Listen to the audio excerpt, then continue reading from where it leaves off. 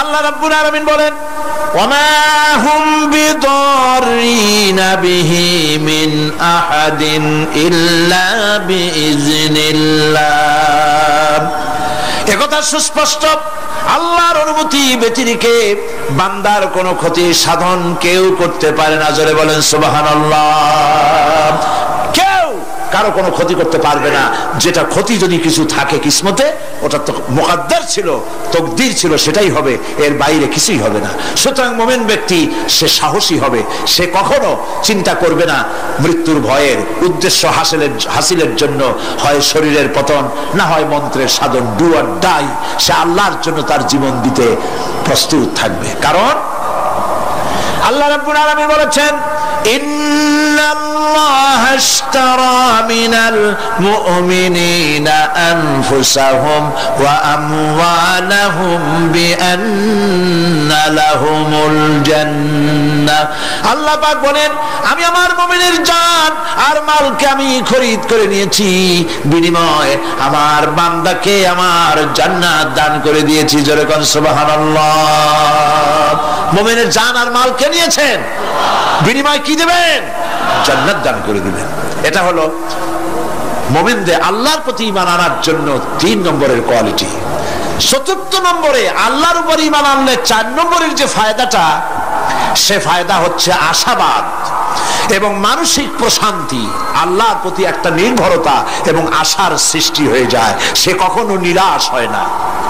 কারণ একটা মানুষ পাপ করলো, চুরি করেছে, ডাকাতি করেছে, জেনা করেছে, হত্যা করেছে, শয়তানি করেছে, বদমাশি করেছে, সব করেছে।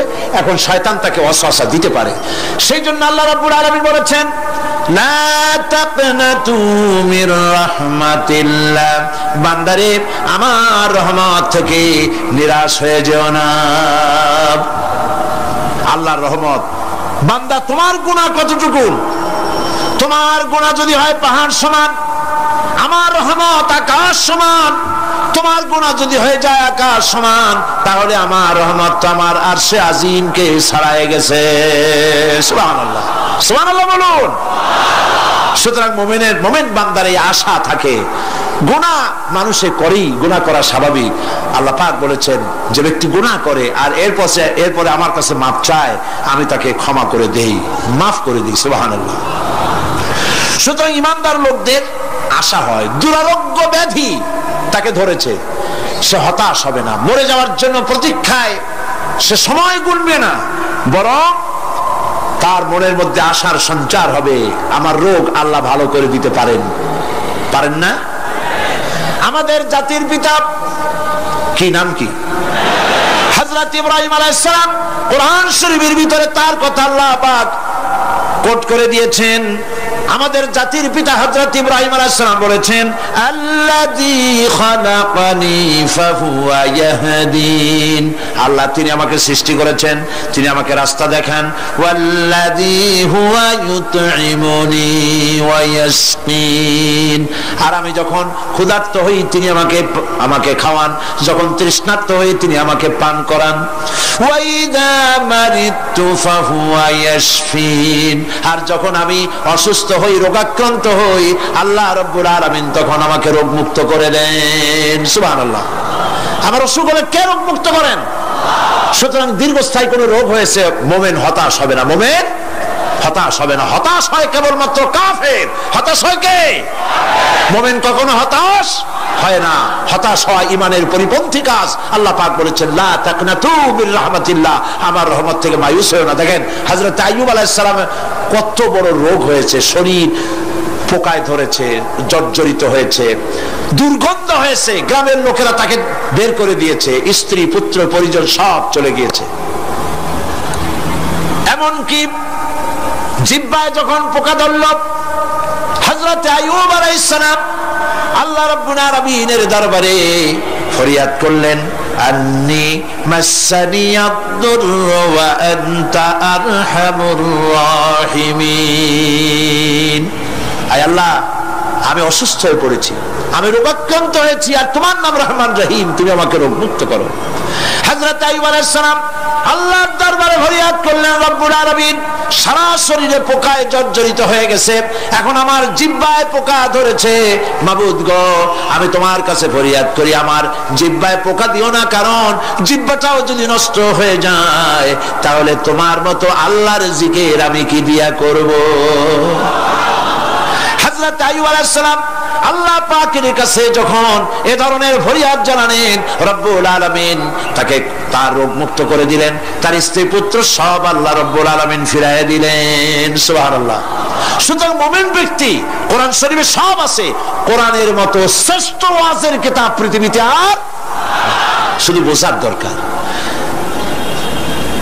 বিপদে যত বড় বিপদ আসুক, কোন বিপদে মুমিন ধৈর্য হারাবে না। হযরত ইয়াকুব আলাইহিস সালামের ছেলে ইউসুফ আলাইহিস সালামকে যখন তিনি হারায় ফেললেন, তিনি অধৈর্য হয়ে গেছিলেন নাকি? অধৈর্য হন নাই। কারণ আমি আমার বক্তৃতার সূচনায় বলেছি, আমরা কল্যাণ বুঝি না, অকল্যাণ বুঝি না। কোন বিপদ আসতে পরে আমরা হয়রান হয়ে যাই, কিন্তু বিপদের মধ্যে কল্যাণ আছে আমরা তা বুঝতে পারি না। কথা বুঝে আসছে? হযরত ইউসুফ আলাইহিস সালামকে কুয়ার ভিতরে ফেলে দেওয়া হলো। 11 ভাই মনে করেছে কুয়ার ভিতরে ফেলে দিয়া ইউসুফ আলাইহিস সালামকে মেরে ফেললাম, কিন্তু তারা বোঝে নাই আসল কামটা কি হয়েছে। এটা তো কুয়া নয়, এটা একটা টানেল, এটা একটা সুড়ঙ্গ। একদিকে কেনান হলো তার এক মুখ, ওই সুড়ঙ্গের এক মুখ হলো কেনানের। কেনান ইউসুফ আলাইহিস সালামকে ফেলে দেওয়া হলো কুয়ার ভিতরে মারার জন্য, কিন্তু আল্লাহ পাকের ইচ্ছা ইউসুফ আলাইহিস সালাম মরবে না। এই টানেলের অপর প্রান্ত মিশরের সিংহাসনের টানেলের এপার দিয়া ইউসুফ আলাইহিস সালামকে ঢুকালেন, অপর প্রান্তে মিশরের সিংহাসনে ইউসুফকে আল্লাহ বসাইয়া দিলেন। হযরত ইয়াকুব ছেলের জন্য অধৈর্য হলেন না।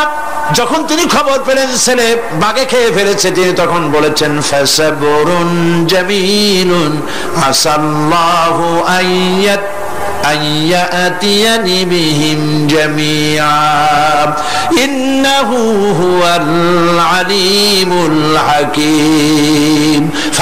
ফাসাবরুন জামিল, আমি উত্তম ভাবে ধৈর্য ধারণ করলাম, এবং আমি বিশ্বাস করি আল্লাহ রাব্বুল আলামিন আমার হারানো সবকিছু আমাকে ফিরাই দিবেন। বহু বছর পর যখন হযরত ইউসুফ আলাইহিস সালাম প্রেসিডেন্ট হয়েছেন মিশরের, 11 ভাই গেল সেখানে সাহায্য আনার জন্য। সেই ঘটনা তো শোনাবো না, এমনি বলে যাচ্ছি। এরপরে তিনি তাদেরকে পরিচয় দিলেন, ওরা ভয় পেয়ে গেল।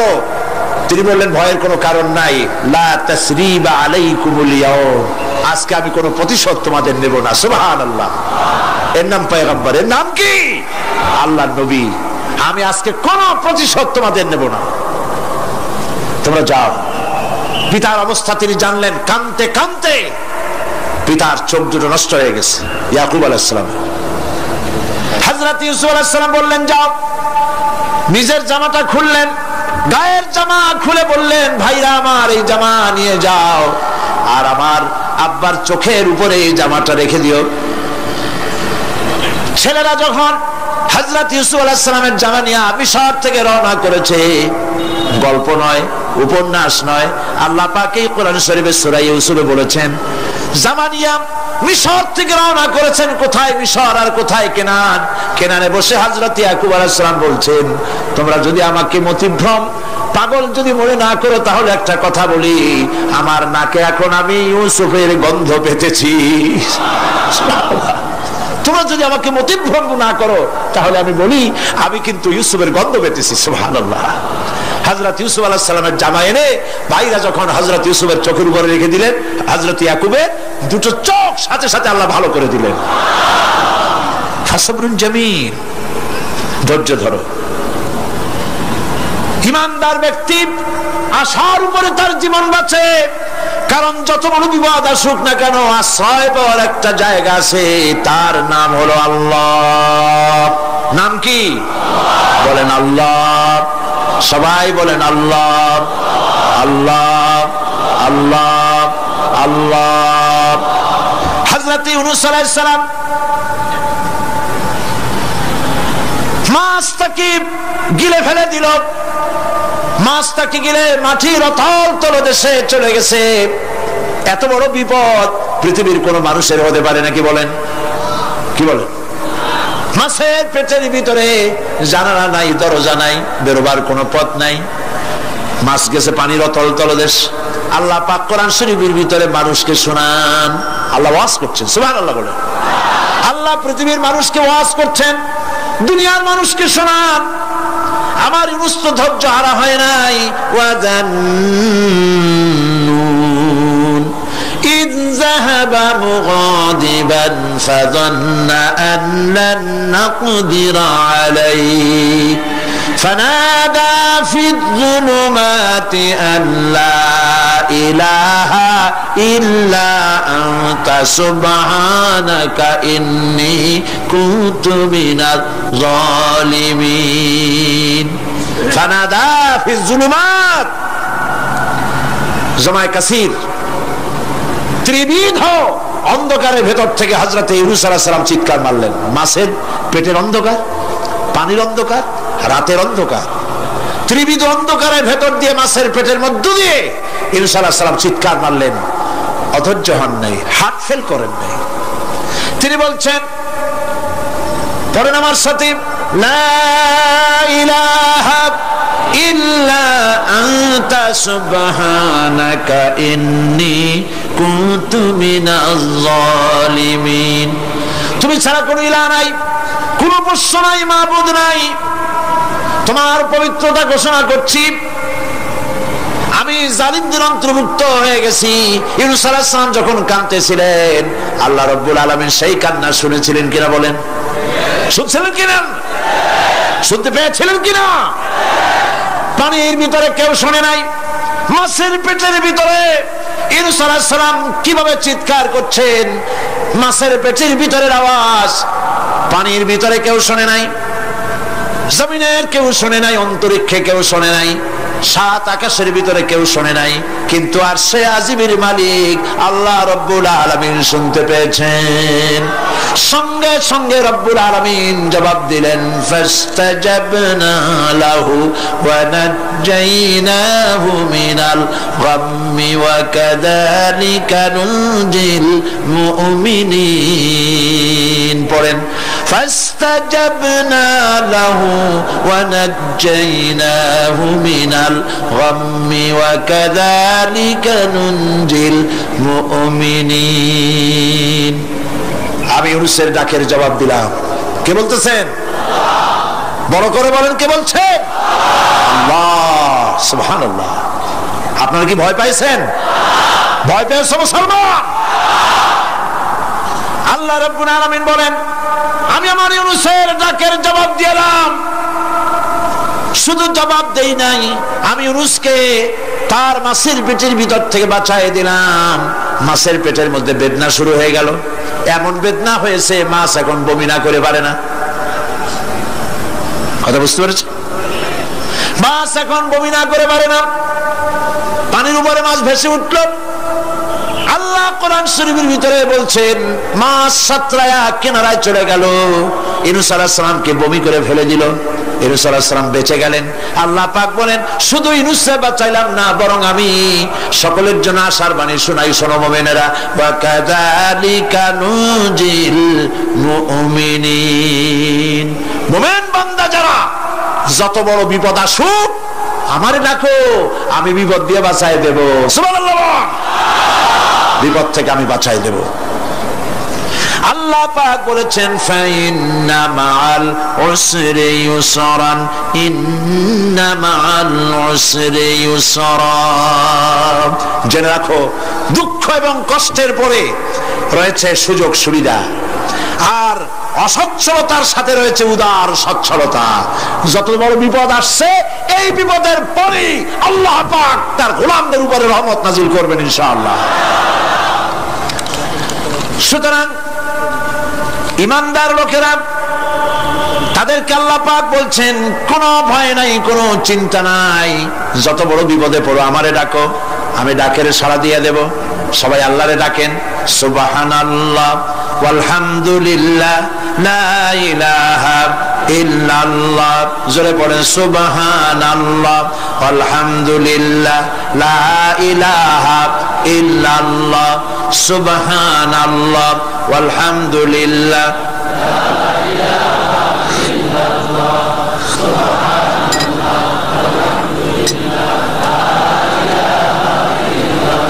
লা ইলাহা ইল্লাল্লাহু মুহাম্মাদুর রাসূলুল্লাহ। আল্লাহর উপরে ঈমান আনলে যত ফায়দা হয় এত ফায়দা দুনিয়ায় কোথাও নাই। সুবহানাল্লাহ। আল্লাহর উপর ঈমান আনার ৫ম নম্বরের ফায়দা কটা বলছি? 5টা বলছি। আপনাদের অসুবিধা হচ্ছে নাকি? তাড়াতাড়ি শেষ করতেছি। 6টা বলবো। এ হলো ৫ম নম্বর। তারপর আমরা দোয়া করব। দোয়ার দরকার আছে কিনা এই সময়? ৫ম নম্বরে আল্লাহর উপরে ঈমান আনলে পরে আরেকটি বড় ফায়দা, সেটা হলো কঠিন এবং কঠোর বিপদে আল্লাহ পাক তার মধ্যে অবিচলতার এবং ধৈর্য ধরার তৌফিক দিয়ে দেন। সুবহানাল্লাহ। যত বড় বিপদ আসুক সেই বিপদে মুসিবতে আল্লাহ পাক মুমিনদেরকে আল্লাহর উপরে নির্ভরতা শিখায় দেন। সুবহানাল্লাহ। কারণ মুমিনদের জানা আছে যে ঈমানদারদের বিপদ নতুন কিছু নয়, একেবারে আদম আলাইহিস সালাম থেকে শুরু হয়ে আসছে। ঠিক কি না? আদম আলাইহিস সালামের বিপদ হয় নাই? আদম আলাইহিস সালামের বিপদ কি? শয়তান। তার বিপদ কি? শয়তান ছিল বিপদ। প্রত্যেক নবীর সময়ই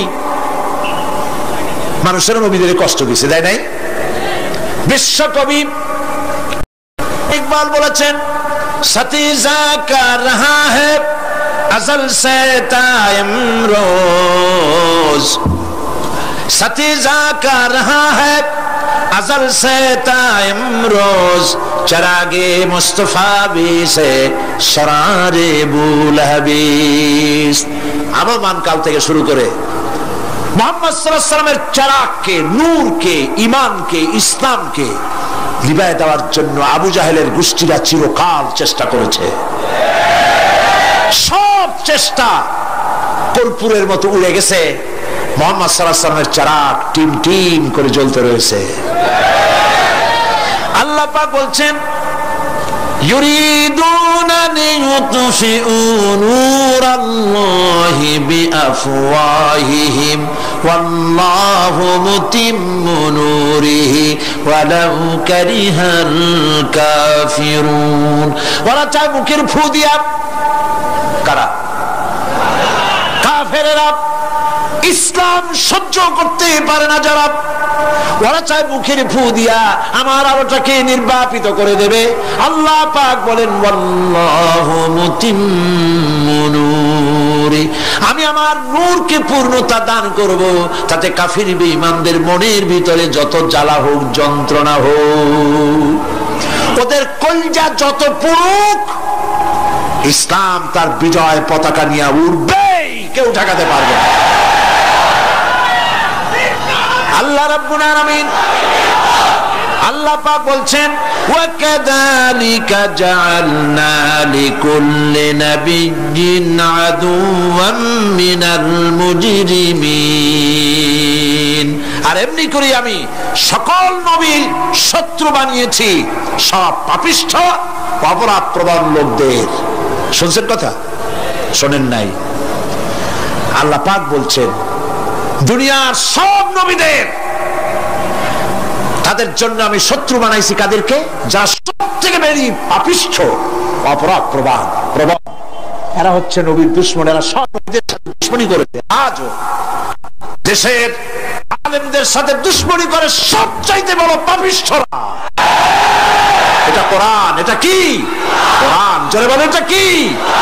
আল্লাহ রাব্বুল আলামিন বলছেন, ওয়া কাযালিকা জাআলনা লিকুল্লি নাবিয়্যিন আদুওয়াম মিনাল মুজরিমিন। সব পাপীরা, পাপিষ্ঠরা আমার দ্বীনের দাওয়াত যারা দেয় তাদেরকে জীবনের দুশমন মনে করে। কেন? শোনেন, আমি কার ওয়াজ শোনাচ্ছি? কার ওয়াজ শোনাচ্ছি? আমার আল্লাহর ওয়াজ। অপরাধটা কি? নবীদের বিরুদ্ধে, নবীর ওয়ারিস ওয়ারাসাতুল আম্বিয়া কারা? তো তাদের বিরুদ্ধে তাদের অপরাধটা কি? তাদের অপরাধ সম্পর্কে আল্লাহ নিজে বলেন, وَمَا نَقَمُوا مِنْهُمْ إِلَّا أَن يُؤْمِنُوا بِاللَّهِ الْعَزِيزِ الْحَمِيدِ। এদের বিরুদ্ধে অ্যাকশন নেওয়ার আর কোনো অপরাধ ওদের নাই। ওদের একমাত্র অপরাধ, ওরা আল্লাহর জমিনে আল্লাহর আইন প্রতিষ্ঠা করতে চায়। এটাই হচ্ছে অপরাধ। এই অপরাধে নবীদের শাস্তি হয়েছে, নবীরা মার খেয়েছেন, সাহাবায়ে কেরাম মার খেয়েছেন। আমরা তো সাহাবায়ে কেরামের জুতার ধুলার সমান নই, সুতরাং এগুলি আমাদের পাওনা। এই রক্তের বিনিময়, জীবনের বিনিময় আল্লাহ পাক তার দ্বীনকে প্রতিষ্ঠা করবেন ইনশাআল্লাহ। হযরতে খাব্বাব, বুখারী শুনুন, বুখারীর হাদিস। আমি কোনো কথা বানিয়ে বলি না, আমি লেখাপড়া করি, পড়াশোনা করি, চোখে দেখি, তারপরে কথা বলার চেষ্টা করি। বাজে গপ্প কিস্সা কাহিনী বলার অভ্যাস আমার কোনো কালে ছিল না, নাই। রাসূল করিম সাল্লাল্লাহু আলাইহি ওয়াসাল্লামের মতো মানুষ, ওনার মতো মানুষ, আহারে, তার চাইতে শ্রেষ্ঠ মানুষ কি পৃথিবীতে আছে? তিনি মার খাইছেন না খান নাই? আহা, কিভাবে তাকে মারলো! গলায় চাদর দিয়ে পেঁচাইয়া আছাড় মেরে ফেলে দিয়ে তারপরে তাকে প্রহার করা হয়েছে। আবু জাহেল মেরেছে, বেহুশ হয়ে গেছেন হুজুর। হযরত হামজা তখনও কাফের ছিলেন। শিকার থেকে ফিরে এসে মুহাম্মদ সাল্লাল্লাহু আলাইহি ওয়াসাল্লামের অবস্থা দেখে পায়ের রক্ত মাথায় উঠে গেছে। আপন ভাইয়ের ছেলে, আর এমন ছেলে। চলে গেলেন আবু জাহেলের বাড়ি, বললেন, আবু জাহেল, তুই নাকি মুহাম্মদ সাল্লাল্লাহু আলাইহি ওয়াসাল্লাম মারছিস? কেন মারলি? তিনি তো ভালো কথাই বলেন, সব সময় বলেন সত্য কথা বলো, মানুষের উপকার করো, এতিমকে আশ্রয় দাও। এত সুন্দর সুন্দর ভালো ভালো কথা বলেন, তার মতো ভালো মানুষ তো দুনিয়ায় দেখি নেই। মারলি কেন? তুই কি মনে করছিস যে আব্দুল্লাহ মারা গেছে বলে এতিম হয়ে গেছে মুহাম্মদ সাল্লাল্লাহু আলাইহি ওয়াসাল্লাম? তোর মনে রাখা উচিত, আব্দুল্লাহ মারা গেছে, হামজা মরে নাই। হযরত হামজা ধনুক বাইর করলেন, এক বাড়ি মারলেন মাথার উপরে, মাথা ফাটা রক্ত বেরিয়ে গেল। হামজা হন হন করে হেঁটে এলেন রাসূলের কাছে। হুজুরের অসুস্থ দেহ মোবারক কোলে উঠায় নিয়ে বললেন, বাবা, তার মস্তক মোবারক কোলে উঠায় দিয়ে বললেন, আমি আবু জাহেলের মাথা ফাটিয়ে রক্ত বের করে দিয়ে এসেছি, তুমি একটু খুশি হও। হুজুর বললেন, চাচা, কার মাথা ফাটাইছেন, কার রক্ত বের করেছেন, এই কথা বলে তো আমাকে আপনি খুশি করতে পারবেন না। তিনি বললেন, বাবা, তুমি কি হলে খুশি হও? তিনি বললেন, আমি খুশি হই চাচা, তোমার মুখে যদি একটা বার আমি ঈমানের কলেমা শুনতে পাই। হযরতে হামজা বললেন, মুহাম্মদ সাল্লাল্লাহু আলাইহি ওয়াসাল্লাম, আমার বুঝতে মোটেও কষ্ট হয়নি, তুমি কোনো সাধারণ মানুষ নও। সাধারণ মানুষের প্রতিশোধে তুমি বিশ্বাসী হতে, খুশি হতে, প্রতিশোধে বিশ্বাসী হওনি। তুমি অবশ্যই আল্লাহর নবী। আমি আল্লাহকে সাক্ষী রেখে, আমি তোমাকে সাক্ষী রেখে ঈমানের কালেমা ঘোষণা করছি, লা ইলাহা ইল্লাল্লাহু মুহাম্মাদুর রাসূলুল্লাহ। ভাইরা আমার, আল্লাহর দ্বীন প্রতিষ্ঠার জন্য আমার নবীদেরকে কষ্ট করতে হয়েছে, সাহাবায়ে কেরামদেরকে কষ্ট করতে হয়েছে, আল্লাহর ওলিদেরকে। ইমাম আবু হানিফা রাহমাতুল্লাহ আলাইহিকে 8 বছর জেলের মধ্যে রাখা হয়েছিল। ইমাম আহমদ বিন হাম্বলকে চাবুক মেরে মেরে গায়ের গোশত আর চামড়া তুলে ফেলে দেওয়া হয়েছিল। তারপরেও তা বাতিলের সামনে মাথা নত করে নাই। এর নাম হচ্ছে ইসলাম। এর নাম কি? বুখারীর হাদিস, হযরত খাব্বাব বিন আরিত রাদিয়াল্লাহু তাআলা আনহু। বুখারীতে হাদিসটা ভাবে এসেছে, ওয়ান খাব্বাব বিন আরিত রাদিয়াল্লাহু তাআলা আনহু আন্নাহু قال قال شكونا الى رسول الله صلى الله عليه وسلم وهو متوسد بردة له في ظل الكعبة। তিনি বললেন, আমরা রাসূলের কাছে গেলাম, যাই দেখি রাসূল করিম সাল্লাল্লাহু আলাইহি ওয়াসাল্লাম কাবা শরীফের ছায়ায় আরাম ফরমাচ্ছেন। আমরা কাছে গিয়ে বললাম, আলা তাস্তানসিরু লানা আলা তাদউ লানা ইয়া রাসূলুল্লাহ, হে রাসূল, আপনি কি আমাদের জন্য দোয়া করবেন না? আমরা তো মার খেতে খেতে শেষ হয়ে গেলাম। আমাদের খাব্বাবকে, খুবাইবকে, আম্মারকে, সুমাইয়াকে মেরে শেষ করে দিল। ওরা আমাদেরকে না খাওয়ায় রাখে, সারা রাত খেতে দেয় না, ঘুমাতে দেয় না। তারা আমাদের বেলালকে মেরে মেরে রক্তাক্ত করে উত্তপ্ত মরুভূমির উপরে চিৎ করে শোয়ায়, বুকের উপরে পাথর চাপা দিয়ে রেখেছে। ওরা সাহাবায়ে কেরামদেরকে মারতেছে, না খাওয়ায় রাখতেছে। হুজুর, আপনি কি আল্লাহর কাছে দোয়া করবেন না? এখনো কি দোয়ার সময় আসে নাই? হাদিস শরীফ এসেছে, হুজুর সাল্লাল্লাহু আলাইহি ওয়াসাল্লাম উঠে বসলেন, বললেন, ও হাব্বাব, তোমাদের আগে এই পৃথিবীতে যারা দ্বীনের দাওয়াত নিয়ে এসেছিলেন, সমকালীন রাষ্ট্র শক্তি তাদেরকে ধরতো, ফায়ুহাজুর রাজুলু ফায়ুহফারু লাহু ফিল আরদ, তাদেরকে ধরে তাদের জন্য কবর খনন করা হতো জীবিত মানুষের জন্য। ফায়ুজআলু ফিহা, এরপরে সেই গর্তের ভিতরে তার কোমর পর্যন্ত গেড়ে দেওয়া হতো। সুম্মা ইউতা বিল মানশার, এরপরে করাত আনা হতো। ফায়ুদাউ আলা রাসিহি, এরপরে সেই করাত তার মাথার উপরে রাখা হতো। ফায়ুজআলু নিসফাইন, করাত দিয়া ঘষে ঘষে চিরে চিরে জীবিত মানুষকে দ্বিখণ্ডিত করে ফেলে দেওয়া হতো। মা ইয়াসুদ্দুহু যালিকা আন দীনিহি, এত কষ্ট দেওয়ার পরেও আল্লাহর গোলামদেরকে এক চুল জায়গা দিন থেকে সরায় দেওয়া যায় নাই। ওয়াল্লাহি ওয়াল্লাহি, ও হাব্বাব, আমি আল্লাহর নামে কসম করি, লাইউতাম্মান্নাল্লাহু হাযাল আমরা হাত্তা ইয়াসিরুর রাকিবু মিন সানআ ইলা হাদরামাউত। আমি আমার আল্লাহর নামে কসম করি। কে কসম করছে? সুবহানাল্লাহ বলবেন না? রাসূলুল্লাহ কসম করছেন, আমি কসম করি আল্লাহর, সেদিন বেশি দূরে নয় যেদিন ইয়েমেনের রাজধানী সানা থেকে শুরু করে হাজরামাউত পর্যন্ত হাজার হাজার মাইল সওদাগরেরা তাদের পণ্য নিয়ে, মহিলারা তাদের সৌন্দর্যের পসরা নিয়ে একাকিনী অথবা দলবদ্ধভাবে যাতায়াত করবে মরুভূমির উপর দিয়ে। লা ইয়াখাফু ইল্লাল্লাহ, আল্লাহ ছাড়া তাদের অন্তঃকরণে কোনো ভয় থাকবে না। ওয়ালাকিন্নাকুম তাস্তাজিলুন, তোমরা বড্ড তাড়াহুড়ো করছো, অপেক্ষা করো, সেরকম সময় আসবে। রাসূল করিম সাল্লাল্লাহু আলাইহি সাল্লাম সেরকমের সময় দিতে পেরেছিলেন নাকি পারেন নাই? পেরেছিলেন কিনা? সেজন্য রক্ত দিতে হয়েছে, সেজন্য মার খেতে হয়েছে, সেজন্য জেলে যেতে হয়েছে। রাসূল করিম সাল্লাল্লাহু আলাইহি সাল্লামকে, জেল তো নতুন কিছু নয়। ইউসুফ আলাইহিস সালাম জেলে থাকেন নাই? জেলে থাকেন নাই? ঠিক আছে, রাসূল করিম সাল্লাল্লাহু আলাইহি সাল্লাম জেলে ছিলেন না? সেই জেল এরকমের দেওয়ালে ঘেরা জেল নয়, পাহাড়ে ঘেরা, চতুর্দিক থেকে পাহাড়ে ঘেরা শিয়াবে আবি তালেব 3 বছর। কতদিন? টানা 3 বছর রাসূল, তার সাহাবী, তাদের স্ত্রীরা, বাচ্চা বাচ্চা ছেলেপেলেরা 3 বছরের মধ্যে সরকার ঘোষণা করেছে এদের সঙ্গে কথা বলবে না, বাজার ঘাটে যেতে পারবে না, কেনা বেচা করতে পারবে না, সামাজিক বয়কট, সামাজিকভাবে বয়কট করে রেখেছে। সাথে যা ছিল খাবারগুলি শেষ হয়ে গেছে, তারপরে উট ছিল, ভেড়া ছিল, খাইয়ে শেষ হয়ে গেছে। এরপরে যখন কিছু নাই, উটের চামড়া ভিজায়া ভিজায়া, শুকনা চামড়া ভিজায় খেয়েছে। যুবকেরা ক্ষুধার যন্ত্রণায় বাবলা গাছের পাতাগুলি চাবায় খাইতে গিয়া কাটা ফুটে জিহ্বা থেকে রক্ত পড়েছে। বাচ্চা ছেলেপেলেগুলি মায়ের বুকে দুধ পায় নাই, না পায়া বাচ্চারা চিৎকার করে উঠেছে।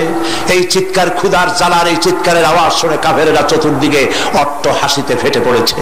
সুতরাং জেল জুলুম মুসলমানদের জন্য, আলেমদের জন্য, পীর বুজুর্গদের জন্য নতুন কিছু নয়। এই জুলম, এই অত্যাচারের পরেই আল্লাহ পাকের দ্বীন কায়েম হয়েছিল মদিনায়। রাসূলুল্লাহ বলেছিলেন, খায়রুল কুরুনি কারনি, সর্বশ্রেষ্ঠ যুগ আমার যুগ। বন্ধুগণ, আল্লাহর উপরে ঈমান আনলে মানুষের ভিতরে এ ধরনের অবিচলতা আসে, বিপদে ধৈর্য ধরার হিম্মত পয়দা হয়ে যায়। সুবহানাল্লাহ বলো। মুসা আলাইহিস সালাম কে? মুসা আলাইহিস সালাম কোরআন ওয়াজ করতেছে। সুবহানাল্লাহ বলে। গল্প করতেছি না কোরআন শোনাচ্ছি? গল্প করতেছি না হাদিস শোনাচ্ছি? আল্লাহ রাব্বুল আলামিন বলেন, ফিরআউন মুসা আলাইহিস সালামকে চতুর্দিক থেকে, 3 দিক থেকে ঘেরাও করেছে। একদিকে দরিয়া, 3 দিকে ফিরআউনের সৈন্যরা। কোরআন শরীফে ঘটনা ভাবে তুলতেছে, ফালাম্মা তারাআল জামআন ক্বালা আসহাবু মূসা ইন্না লামুদরাকুন। মূসা আলাইহিস সালামের সাথীরা বলছেন, হে মূসা, আমরা তো পাকড়াও হয়ে গেছি, পালাবার কোনো পথ নাই, মরছি। মূসা আলাইহিস সালাম ভয় পাইছিলেন নাকি? ঈমান কারে বলে?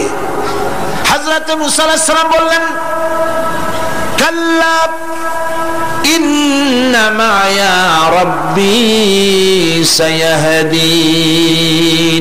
নিশ্চয় নয়, অবশ্যই নয়, রব্বী সায়াহদিন, আমার প্রভু অবশ্যই, সিন দিয়ে বোঝানো হচ্ছে অবশ্যই আমার রব আমার জন্য রাস্তা করে দেবেন।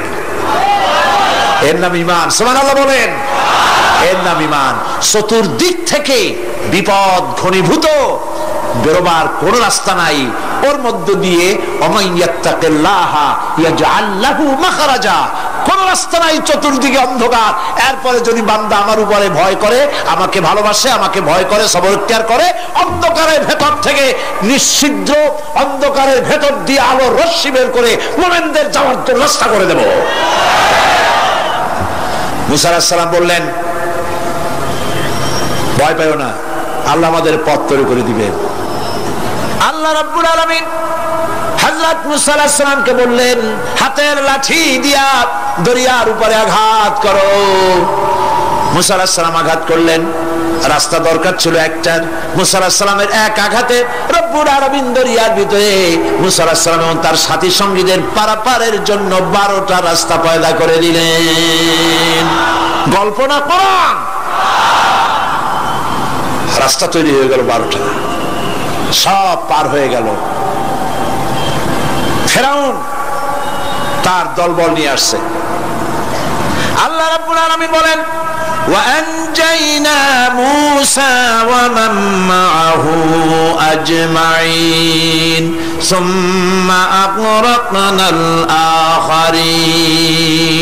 মুসা আলাইহিস সালামকে পার করলাম, পিছনে যারা আসতেছিল, কারা আসতেছিল? ফেরাউন। ফেরাউন আসছে তার দলবল নিয়ে। আসে রাস্তা দেখিয়া মনে করছে ওর বাজানের তৈরি করে রাস্তা, দলবল নিয়ে নামছে। দরিয়ার মাঝখানে এলো, আল্লাহ পাক অর্ডার করলেন কুল, ব্যাস রাস্তা বন্ধ হয়ে গেল। রাস্তা কি হয়ে গেল? শুরু হয়ে গেল চুবনি। পানির ভিতরে চুবনি খাচ্ছে, নিচে যায়, উপরে ওঠে, পানি খাইতে খাইতে পেট পোটকা মাছের মতো এরকম মোটা হয়ে গেছে। ডুবে ডুবে সব মরছে। এখন ফেরাউন একা, কেউ নাই। ফেরাউন একা।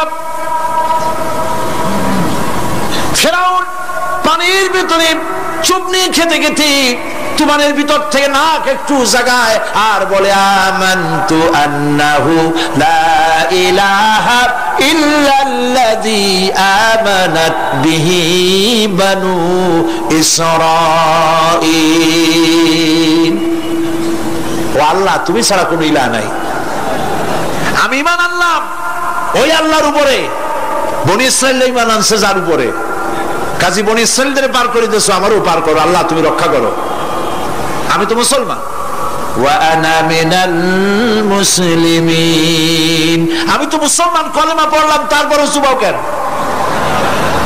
আল্লাহ রাব্বুল আলামিন বলেন, আল আন, এখন ওয়াকাদ আসাইতা ক্বাবলু ওয়া কুনতা মিনাল মুফসিদিন,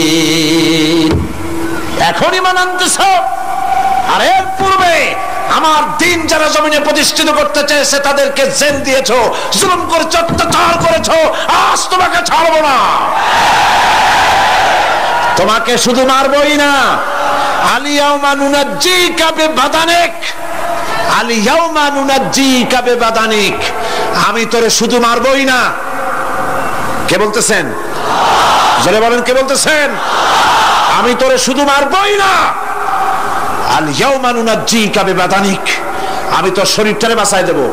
তোর শরীর পানিতে পচবে না, পোকায় খাবে না, মাটিতে পচাবে না, তোরে আমি শুটকি বানায় রাখবো। কিয়ামত পর্যন্ত দুনিয়ায় যত ফেরাউন আর ফেরাউনের বাচ্চারা আসে, তোরে দেখে যেন তারা ইতিহাস স্মরণ করে। রব্বুল আলামিন কোরআনে কারীমের মধ্যে পরিষ্কার করে মানুষদেরকে বুঝায় দিয়েছেন, আল্লাহর উপর ঈমান আনলে পরে তার হিম্মত বেড়ে যায়, মনের বল বেড়ে যায়। সুবহানাল্লাহ। হযরতে রাসূল করিম সাল্লাল্লাহু আলাইহি ওয়াসাল্লাম কাফের বেঈমানেরা চতুর্দিক থেকে বাড়ি ঘেরাও করে রেখেছে, পালাবার কোনো পথ নাই। ঘুমেছিলেন তিনি, জিবরাইল এসে বলেন, ইয়া রাসূলুল্লাহ, ঘুমের থেকে জাগুন, আল্লাহ আপনাকে সালাম বলেছেন আর আপনাকে হিজরত করার জন্য মদিনায় আল্লাহর অর্ডার করেছেন। বাড়ির চতুর্দিকে কাফেররা তরবারি নিয়ে দাঁড়ানো। নবীজি ঘুমের থেকে জেগে হযরত আলীকে ডেকে বলেন, আলী আমার বিছানায় আমার চাদর মুড়ি দিয়া ঘুমায় থাকো, আল্লাহ আমাকে অর্ডার করেছেন, আমি মদিনায় চললাম।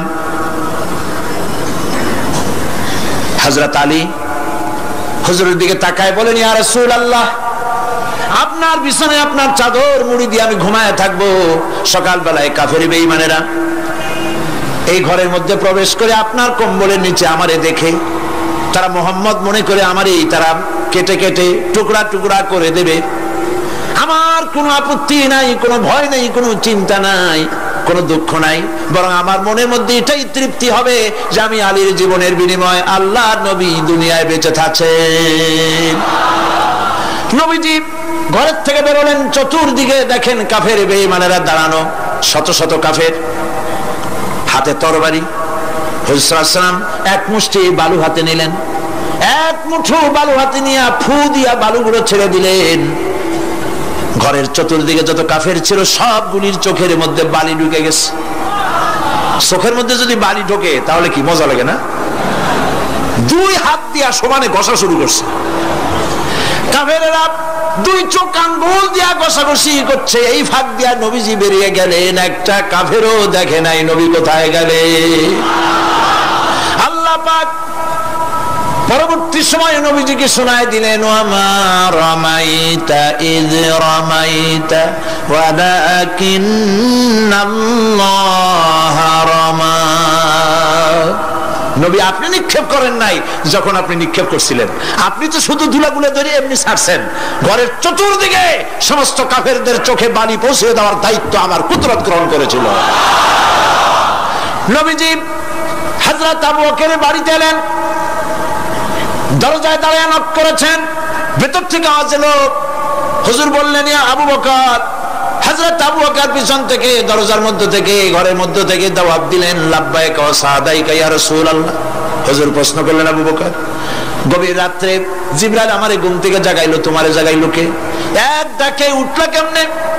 হযরত আবু বকর বলেন, ইয়া রাসূলুল্লাহ, আপনি আমারে নিয়ে হিজরত করবেন বলেছিলেন, আমি চিন্তা করেছি না জানি কত রাত্রে নবীজি আসেন, আর আমার দরজায় দাঁড়ায়া নবীজি আমারে ডাকবেন, আমি থাকবো শুয়া, বেয়াদবি হয়ে যাবে। এই জন্য বিছানায় না ঘুমায়া আপনার পবিত্র জবানের ডাক শোনার জন্য এত রাত ধরে এই দরজার সঙ্গে দাঁড়ায়া দাঁড়ায়া ঘুমাইতেছিলাম।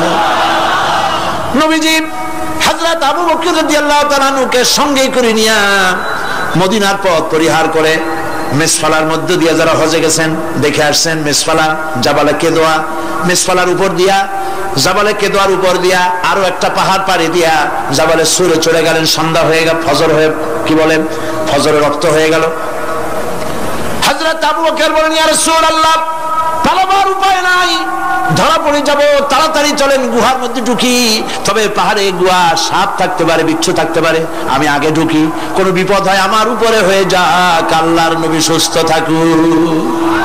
হযরত আবু বকর কি মহব্বত, নিজের জীবনের চাইতে রাসূলের মহব্বত বেশি, সুবহানাল্লাহ।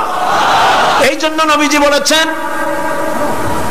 ও আমার সাহাবীরা, तमाम পৃথিবীর সমস্ত মুমিনের ঈমান যদি এক পাল্লায় রাখা হয় আর একা আবু বকরের ঈমানটা যদি আরেক পাল্লায় রাখা হয়, তোমরা দেখতে পাবে तमाम পৃথিবীর মুমিনের ঈমানের তুলনায় একা আবু বকরের ঈমানের পাল্লাটা ভারী হয়ে গেছে। হযরত আবু বকর গুয়া সাফ করে হুজুরকে ডাকলেন, হুজুর ভিতরে ঢুকলেন, বলেন, আবু বকর, সারা রাতের একটা বিরাট অংশ হাঁটছি, পাহাড় বেয়েছি, কষ্ট হয়েছে, তুমি একটু বসো, তোমার উরুর উপরে মাথা রেখে আমি একটু ঘুমায় যাই। হুজুর ঘুমায় গেলেন। হযরত আবু বকর লক্ষ্য করলেন গুহার গায়ে অনেকগুলি ছিদ্র, এই ছিদ্র দিয়ে বড় বড় সাপ বেরোতে পারে, বিচ্ছু বেরোতে পারে, পাহাড়ে কি বেরোয়, ভয় পেলেন তিনি। তিনি জামা ছিঁড়ে ছিঁড়ে চাদর ছিঁড়ে ছিঁড়ে গর্তগুলি বন্ধ করতে লাগলেন। কয়েকটা গর্ত বন্ধ করা গেল না, কাপড় শেষ।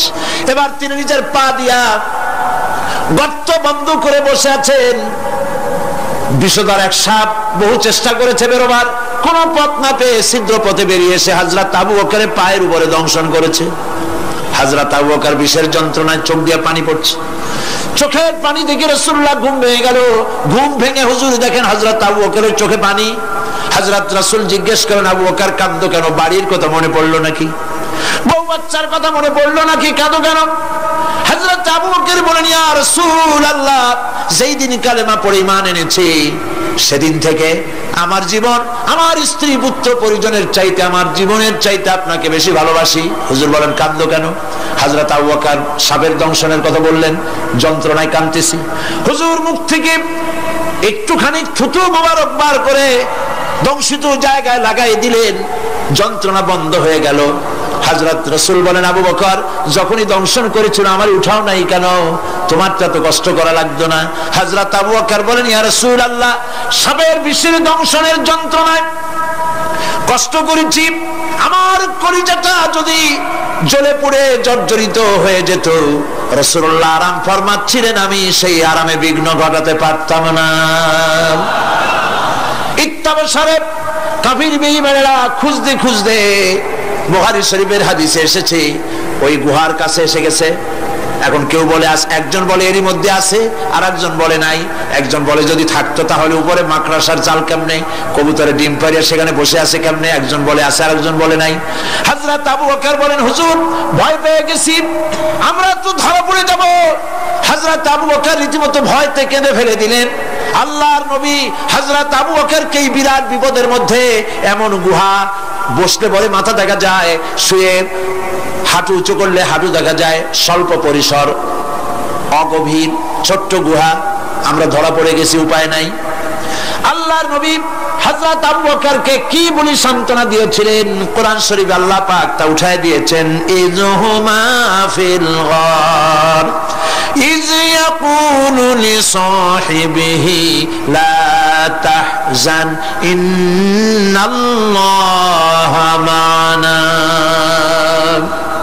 ও আমার সাথী, ভয় পেও না, আমরা মাইনরিটি নই, আমরাই মেজরিটি, কারণ আল্লাহ রাব্বুল আলামিন আমাদের সাথে আছেন। এই পৃথিবীর বুকে যারা আরামের টাটকা সুখগুলি, আরামগুলি যারা বর্জন করে আল্লাহ রাব্বুল আলামিনকে বিশ্বাস করে যারা জীবন পরিচালনা করেছে, আল্লাহ পাক তাদের জন্য জান্নাত রেখেছেন এবং তাদের জন্য বলছেন, সাবিকু ইলা মাগফিরাতিন মির রাব্বিকুম ওয়া জান্নাতিন আরদুহা কা'আরদিস সামাই ওয়াল আরদ উইদ্দাত লিল্লাযীনা আমানু বিল্লাহি ওয়া রাসূলিহি। আল্লাহ পাক বলেন, প্রতিযোগিতা করো আল্লাহর মাগফিরাত কামনার জন্য আর জান্নাতে যাওয়ার জন্য প্রতিযোগিতা করো, আল্লাহর রহমত পাওয়ার জন্য সৎ কাজের প্রতিযোগিতা করো, তাহলে আল্লাহ রাব্বুল আলামিন তোমাদেরকে ক্ষমা করবেন আর তোমাদের জন্য এমন জান্নাত দিবেন যেই জান্নাত আকাশের বিশালতার, জমিনের বিশালতার মতো। এই বিরাট জান্নাত তোমাদেরকে দিবেন। এই জান্নাত চিরস্থায়ী সুখ এবং শান্তি জায়গা হবে। মাসালুল জান্নাতিল্লাতী উইদাল মুত্তাকুন ফিহা আনহারুম মিন মাইন গায়রি আসিলিন ওয়া আনহারুম মিন লাবানিন লাম ইয়াতাগায়্যার তা'আমুহু। আল্লাহ পাক বলছেন, জান্নাত আল্লাহ পাক ওয়াদা করেছেন মুত্তাকিদের জন্য। আল্লাহ পাক জান্নাত দিবেন, যে জান্নাতের ভিতরে রয়েছে মধুর প্রস্রবণ, রয়েছে দুধের প্রস্রবণ, রয়েছে সেখানে স্বচ্ছ পানীয় পানির প্রস্রবণ রয়েছে। এই সুন্দর জান্নাত, ঝর্ণা ধারা আল্লাহ পাক সৃষ্টি করেছেন, বাগ বাগিচা দিয়ে ভরে রেখেছেন জান্নাত। সেই জান্নাতে জান্নাত হবে এয়ার কন্ডিশন, রৌদ্রের তাপ হবে না সেখানে, রৌদ্রের খরতাপ হবে না সেখানে, ঠান্ডার প্রচন্ডতা থাকবে না। কিরকম হবে জায়গাটা? আল্লাহ পাক বলছেন মুত্তাকিনা আলাল আরাইকি লা ইয়ারাউনা ফিহা শামসান ওয়ালা জামহারিরা ওয়া দানিয়াতান আলাইহিম যিলালুহা ওয়া দুল্লিলাত কুতুফুহা তাযলিলা। আল্লাহ পাক এমন জান্নাত রেখেছেন, সেই আল্লাহ পাক সেই জান্নাতের ভিতরে জান্নাতীরা ঠেস লাগায়া মুখোমুখি অবস্থায় তারা সেখানে বসবে, আর জান্নাতীদের মনের মধ্যে কোনো দুঃখ থাকবে না, পেরেশানি থাকবে না। পৃথিবীতে মানুষের দুঃখ থাকে, পেরেশানি থাকে, সেখানে কোনো দুঃখ আর পেরেশানি থাকবে না। সেই জায়গাটা হবে সেটা তো নিয়ন্ত্রিত, না শীত না গরম, চির বসন্ত বিরাজ করবে, জান্নাতীরা সেখানে থাকবে। এই সুন্দর জান্নাত আল্লাহ পাক রেখেছেন মুত্তাকীদের জন্য। সুবহানাল্লাহ। কাফেরদের জন্য জান্নাত হয়েছে, জাহান্নাম হবে চিরকাল, খালিদিনা ফিহা আবাদান, চিরকাল কাফেরেরা জাহান্নামে থাকবে। সর্বশেষ যে ব্যক্তি জাহান্নাম থেকে মুক্তি লাভ করবে তাকে আল্লাহ পাক বলবেন, ফেরেশতাদেরকে বলবেন, আমার ফেরেশতারা আমার এই বান্দাকে জান্নাত এবং জাহান্নামের মাঝখানে রেখে দাও। জান্নাত এবং জাহান্নামের মাঝখানে লোকটি যখন থাকার জায়গা পাবে, সে জান্নাতের দিকে তাকায়া দেখবে আর কাঁদতে থাকবে। আল্লাহ পাক জিজ্ঞেস করবেন, বান্দারে যুগের পর যুগ ধরে জাহান্নামে কেঁদেছো, আমি রব্বুল আলামিন জাহান্নাম মাফ করে দিয়া জান্নাত জাহান্নামের মাঝখানে রেখে দিয়েছি, আযাব থেকে যে বেঁচে গেছো, এখন কাঁদো কেন?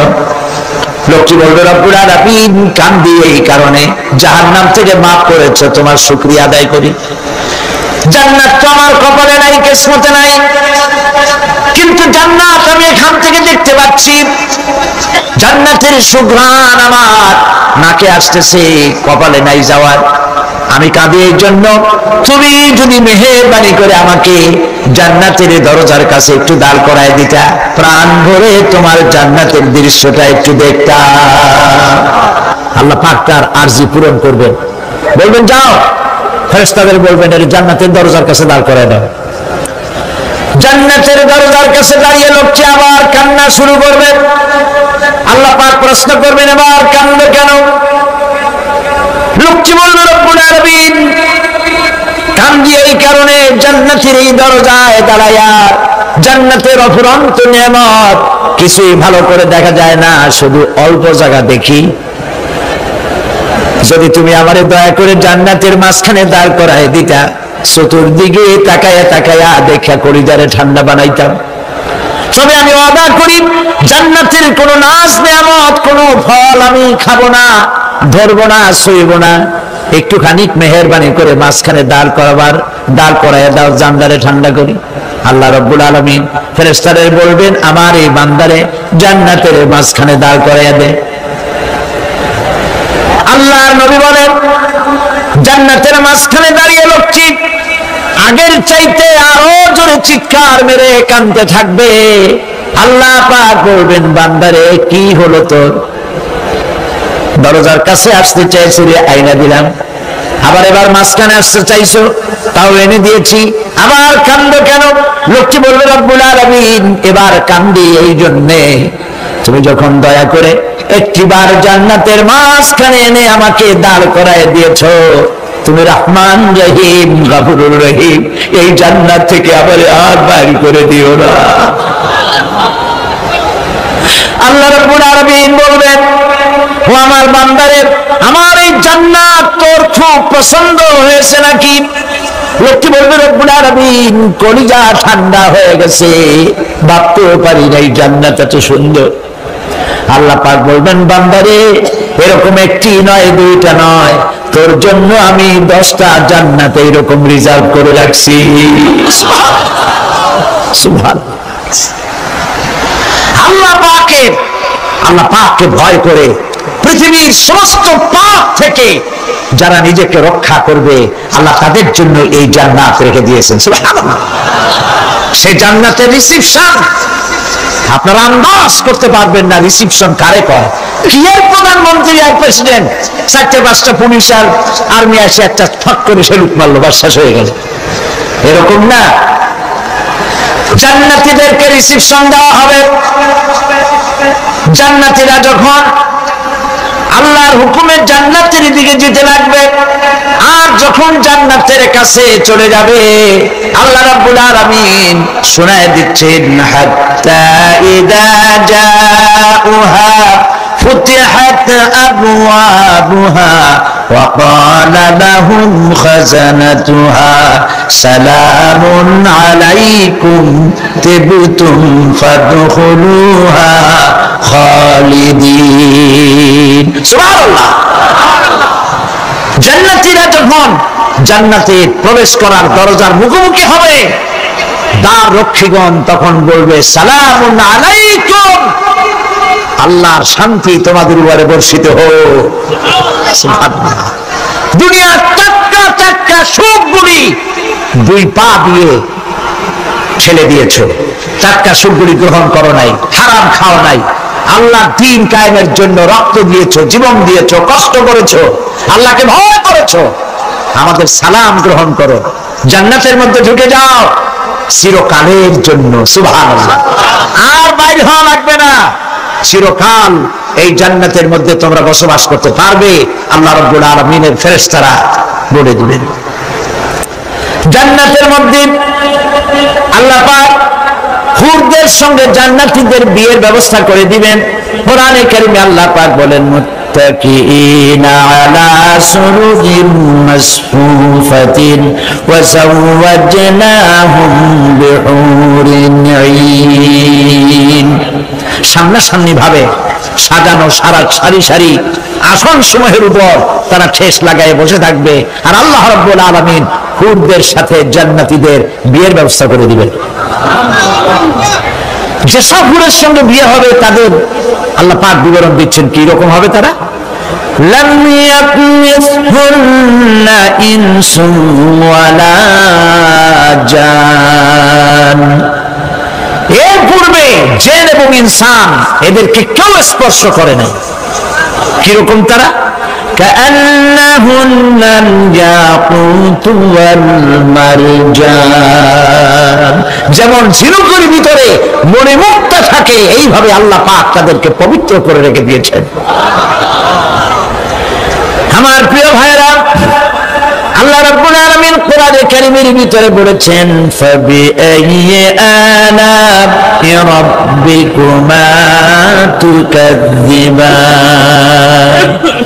জান্নাত দান করে আল্লাহ পাক এবার জান্নাতীদেরকে সম্বোধন করে বলবেন, ইয়া ইবাদি লা খাউফুন আলাইকুমুল ইয়াওমা ওয়ালা আনতুম তাহজানুন। হে আমার বান্দারা, লা খাউফুন আলাইকুমুল ইয়াওম, আজ আর কোনো ভয় নাই। সুবহানাল্লাহ, সুবহানাল্লাহ। আজ আর কোনো ভয় নাই, কোনো চিন্তাও নাই, আরামে এই জান্নাতের মধ্যে বসবাস করো। এরপরে আল্লাহ পাক জিজ্ঞেস করবেন, ও আমার জান্নাতীরা, আমি যেসব ওয়াদা করছিলাম আমার ওয়াদা মোতাবেক সমস্ত নিয়ামত পেয়েছো? তারা বলবে, হ্যাঁ পেয়েছি, সব নিয়ামত আপনার ওয়াদা মোতাবেক সব পেয়েছি। আল্লাহ রাব্বুল আলামিন বলবেন, সব পাও নাই, আমার কাছে আরো বেশি আছে। সুবহানাল্লাহ, আমার কাছে আরো বেশি আছে। জান্নাতীরা বুঝবে না সে আরো বেশিটা কি, এর থেকে আর বেশি কি। প্রিয় ভাই সব, নবী করিম সাল্লাল্লাহু আলাইহি সাল্লাম বলেছেন, জান্নাতের সুখ আর শান্তি কোন চোখ নাই যা দেখেছে, যা কোন অন্তঃকরণ নাই যা কল্পনা করতে পেরেছে। এই জান্নাত মুত্তাকিদের জন্য আল্লাহ রাখছেন। সুবহানাল্লাহ। জান্নাতীরা ভাবতেও পারবে না সেই নিয়ামতগুলি কি। প্রিয় ভাই সব, সেই মুহূর্তে আল্লাহর নবী মুহাম্মদুর রাসূলুল্লাহ সাল্লাল্লাহু আলাইহি ওয়াসাল্লাম বলবেন, রব্বুল আলামিন, আমার উম্মতেরা জান্নাতীরা বুঝতে পারে নাই আপনার কাছে কি নিয়ামত আরো বেশি আছে। আমার এই উম্মতেরা জান্নাতীরা আপনার ওয়াদা মোতাবেক সব পেয়েছে, কিন্তু একটি জিনিস এখনো তাদের কিসমতে হয় নাই। সেই জিনিসটা হলো যারা তার রবকে না দেখে শুধু কোরআন আর হাদিসের কথা শুনে আরবের ঘুম হারাম করে তাহাজ্জুদের নামাজ আদায় করেছিল, চোখের পানি ফেলেছিল। যারা জান্নাত দেখে নাই, জাহান্নাম দেখে নাই, আপনাকে ভয় করে যারা জীবন পরিচালনা করেছিল, যারা আপনাকে দেখে নাই, না দেখে শুধু কোরআন হাদিস বিশ্বাস করে যারা অকাতরে নিজেদের জীবন বিলায় দিয়েছিল, এই জান্নাতীরা এখন পর্যন্ত তার রবকে দেখতে পারে নাই। আল্লাহ রাব্বুল আলামিন তার সামনে থেকে 70,000 পর্দা সরে যাবে। আল্লাহ পাক বান্দাদের আরজি পুরা করার জন্য জান্নাতীদের সামনে তিনি জালোয়া ফরজ হবে। কোরআন শরীফের ভিতরে আল্লাহ পাক বলেন জান্নাতীরা তারা আল্লাহর দিকে, জান্নাতীরা তার রবের দিকে তাকিয়ে থাকবে, আর রব তার বান্দাদের দিকে তাকায়া থাকবে। প্রাণ ভরে জান্নাতীরা রবকে দেখবে, সুবহানাল্লাহ, আল্লাহ পাককে দেখবে। প্রাণ খুলে আজ দোয়া করি রব্বুল আলামিন জান্নাতের যেই পরিবেশে যেই জায়গায় তুমি দয়া করে তোমার গোলামদেরকে তুমি নিজে দর্শন দিবে, দেখা দিবে। মনিব গো, ও আমাদের রব, আজ এই বিশাল জনসমুদ্র নিয়ে তোমার দরবারে আবেগ ভরা কণ্ঠে বলি, যে অনুষ্ঠানটি তুমি এমন মুবারক অনুষ্ঠান করবে যেখানে তুমি জান্নাতীদেরকে দেখা দিবে, ওই জান্নাতের কোনো একটি, ওই অনুষ্ঠানের কোনো একটি কোনায় কানায় আমাদেরকে দাঁড় করাইয়া দেখান তো।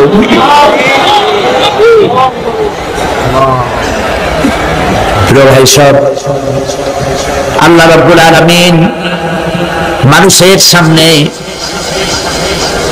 এত সব নিয়ামত রেখেছেন, এই জান্নাত দান করবেন। এরপরে আল্লাহ রাব্বুল আলামিন কোরআনে কারীমের মধ্যে বলেছেন রব্বিস সামাওয়াতি ওয়াল আরদি ওয়া মা বাইনাহুমার রাহমানি লা ইয়ামলিকুনা মিনহু খিতাবা। এসব পুরস্কার রয়েছে তোমাদের সেই রবের পক্ষ থেকে যিনি আকাশ আর জমিনের মালিক। সুবহানাল্লাহ বলবেন না? যার সামনে কথা বলার ক্ষমতা কারো হবে না। এটি একটি মারাত্মক কথা। কিয়ামতের দিন আল্লাহর দরবারে কেউ কথা বলতে পারবে না আল্লাহর নির্দেশ ছাড়া। একটি আকীদা পরিষ্কার করে নিয়ে যান আপনাদের, সে আকীদাটা এভাবে পরিষ্কার করুন, কোন পীর সাহেব, কোন খাজা বাবা, কোন মাওলানা, কোন মুহাদ্দিস, কোন বুজুর্গ আপনাকে সুপারিশ করতে পারবে না যদি না আল্লাহ পাক তাকে কথা বলার তৌফিক না দেন।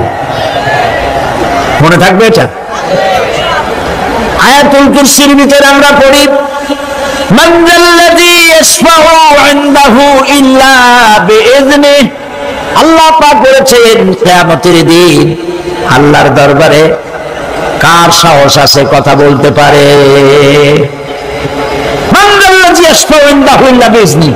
আল্লাহর ওয়াদা ছাড়া, হুকুম ছাড়া আল্লাহর সামনে কথা বলা সেদিন কেউ থাকবে না। সুবহানাল্লাহ। কেউ কথা বলতে পারবে না। সুপারিশ করতে হবে আল্লাহ যারে বলেন তুমি করো, অমুকের জন্য করো, সেই ব্যক্তি শুধু তার জন্যই করতে পারবে, আর কেউ কথা বলতে পারবে না। সেই কঠিন হাসরের ময়দান যেদিন শুধুমাত্র আল্লাহ পাক কথা বলবেন, আর যারে বলতে বলবেন সেই কেবলমাত্র বলতে পারবে। সুপারিশ এটি আল্লাহ পাক কিয়ামতে পারমিশন দিলে বলা যাবে। হযরত ইব্রাহিম আলাইহিস সালাম কিয়ামতের দিন তার নিজের পিতা সম্পর্কে সুপারিশ করবেন রব্বুল আলামিন, আমার আব্বার জন্য সুপারিশ করতেছি, মেহেরবানি করে জাহান্নাম থেকে তারে আপনি রক্ষা করুন। আল্লাহ রব্বুল আলামিন বলবেন ইব্রাহিম তোমার সুপারিশ মঞ্জুর হবে না। প্রিয় ভাই সব, একটু মাথা খাটান, চিন্তা করেন। জাতির পিতা কে? জাতির পিতা চিল্লায় বলুন, কলিজা সাফ করে ফেলুন। মুসলমানদের জাতির পিতা হাফিজ আলী কেউ হতে পারে না।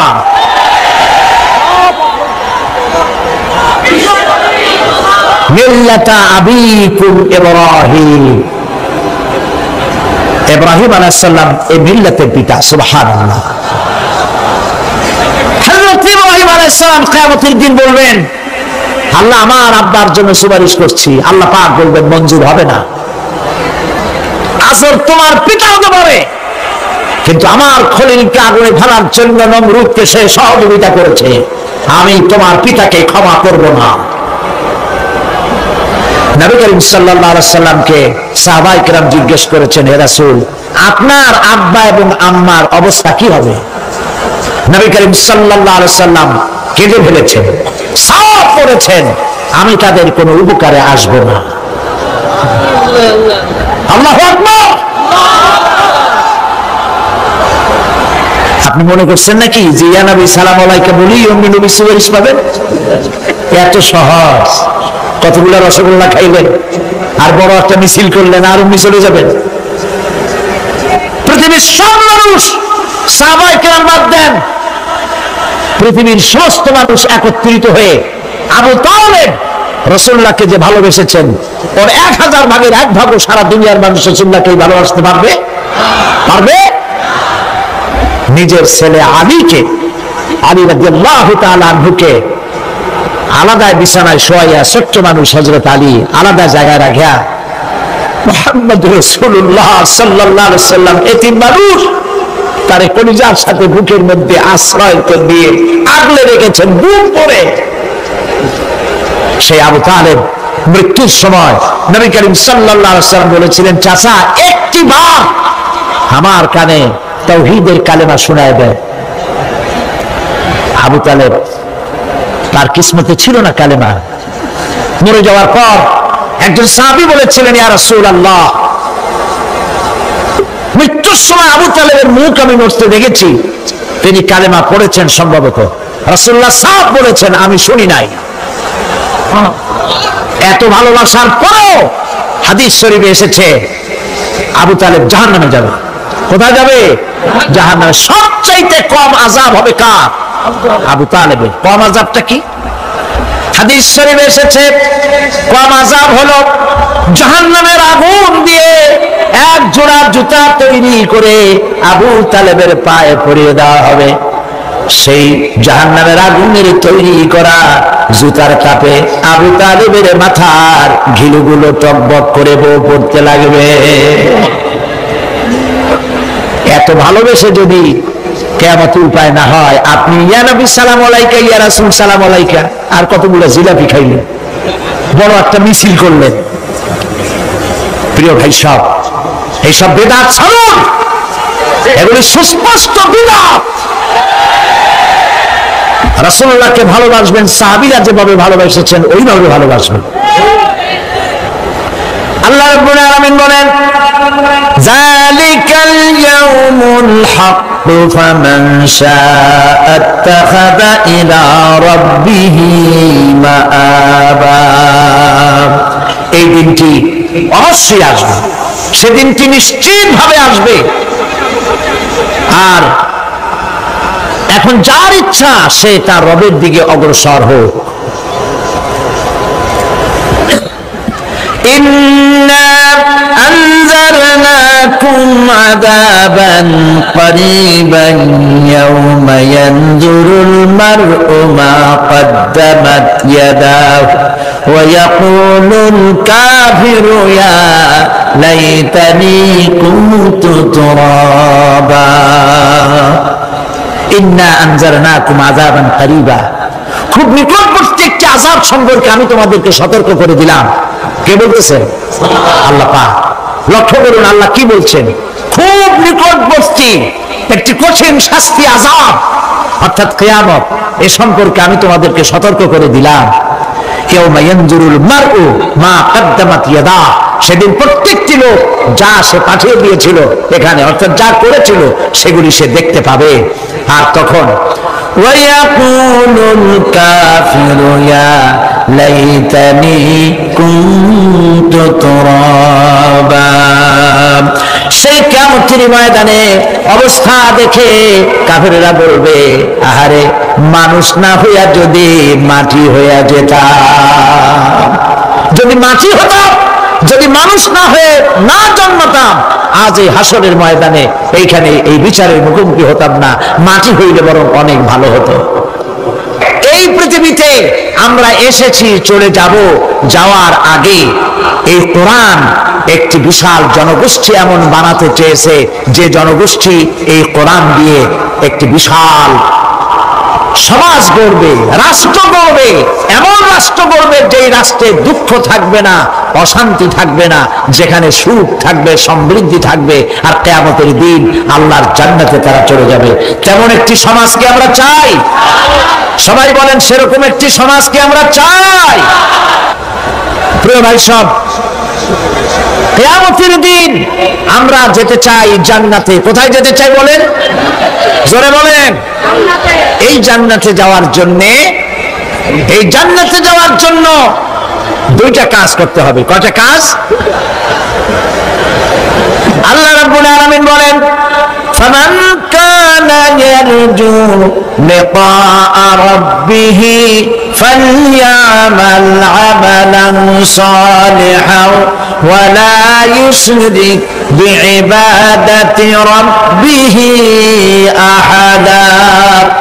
আল্লাহ পাক বলেন, যে বাজারা আমার সঙ্গে দেখা করতে চায় কিয়ামতে, দুইটা কাজ করা লাগবে। বলেন কয়টা কাজ? একটা হলো নেক আমল।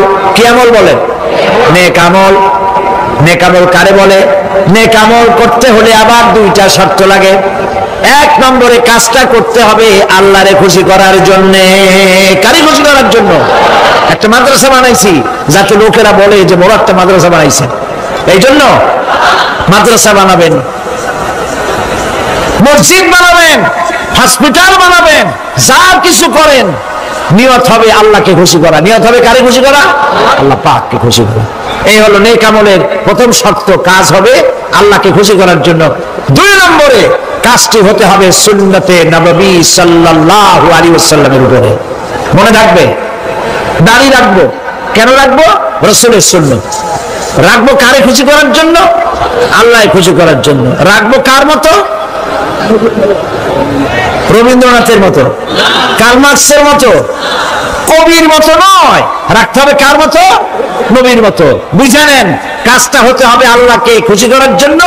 দুই নম্বরে কাজটা হতে হবে সুন্নতে নববী সাল্লাল্লাহু আলাইহি ওয়াসাল্লামের উপরে হতে হবে। তাহলে এই হলো এক নম্বর। জান্নাতে যাওয়ার জন্য, আল্লাহর সাথে দেখা করার জন্য এক নম্বরের কাজ হলো নেক আমল। বলেন এক নম্বরের কাজ কি? দুই নম্বরের কাজ ওয়ালা ইউশরিক বিইবাদাতি রাব্বিহি আহাদা। আল্লাহ রাব্বুল আলামিনের ইবাদতের সাথে কাউকে শরীক স্থাপন করা যাবে না।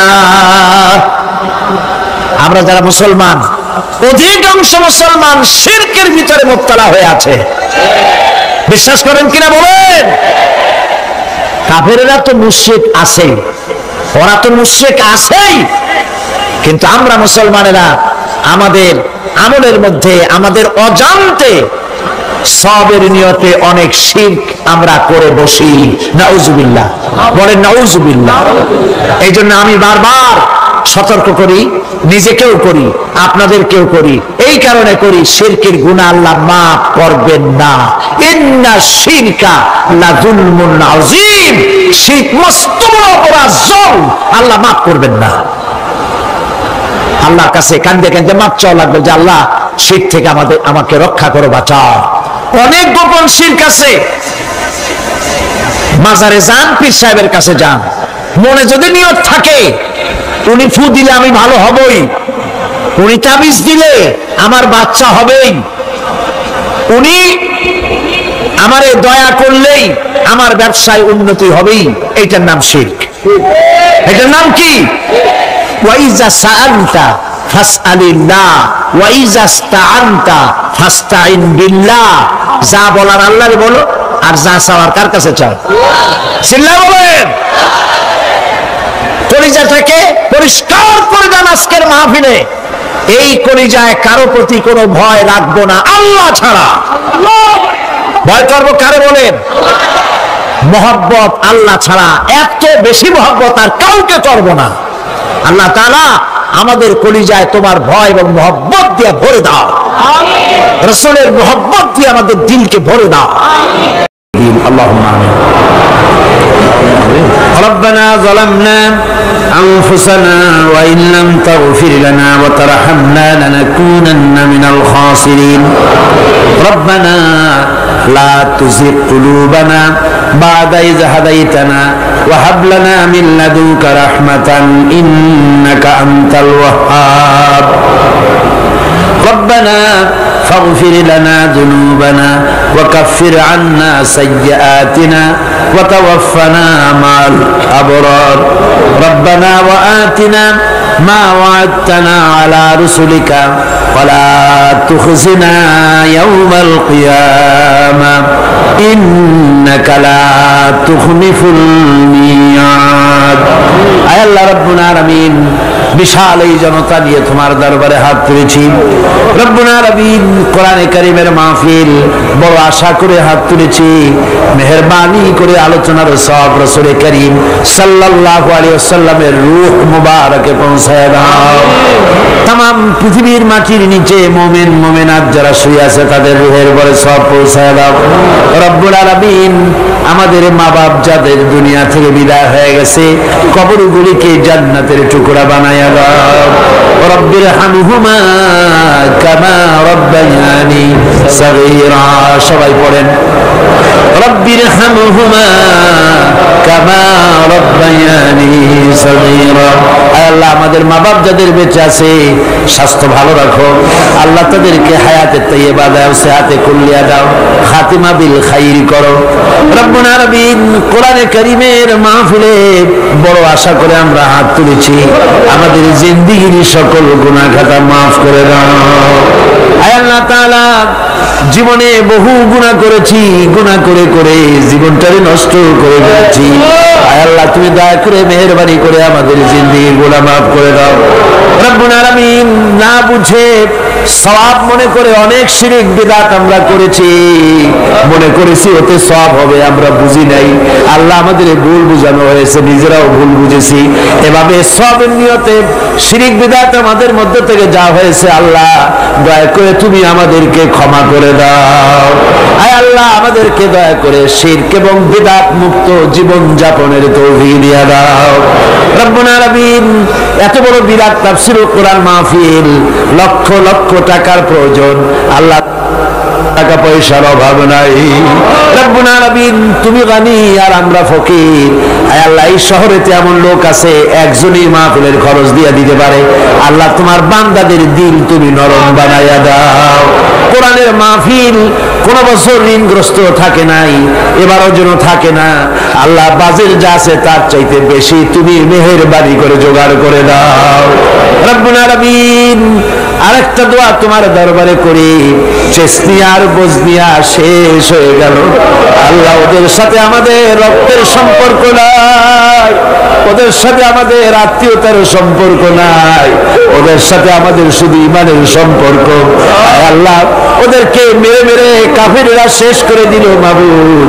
বজনিয়ার চেসনিয়ায় আর একবার তুমি তোমার রহমতের ফেরেশতা পাঠায় দিয়া সাহায্য করো আল্লাহ। কাশ্মীরের মুসলমানদের উপরে আরেকবার সাহায্য করো রব্বুল আলামিন। এই মাহফিল আল্লাহ যত মানুষ আসে আল্লাহ বড় আশা নিয়ে আসে কোরআনের মাহফিলে, অনেকের রোগ ব্যাধি আছে, তাদের ধারণা কোরআনের মাহফিলে দোয়া কবুল হয় আল্লাহ তুমি দয়া করে এই ধারণা তুমি মঞ্জুর করে নাও। যার যত রোগ আছে বালাই আছে ব্যাধি আছে আল্লাহ সকলকে মাফ করে দাও। সুবহান রাব্বিকা রাব্বিল ইজ্জাতি আম্মা ইয়াসিফুন ওয়া সালামুন আলাল মুরসালিন আলহামদুলিল্লাহি রাব্বিল আলামিন। ওয়াজআল আখিরা কালিমাতিনা ইনদাল মাউত লা ইলাহা ইল্লাল্লাহু মুহাম্মাদুর রাসূলুল্লাহ। আসসালামু আলাইকুম ওয়া রাহমাতুল্লাহ।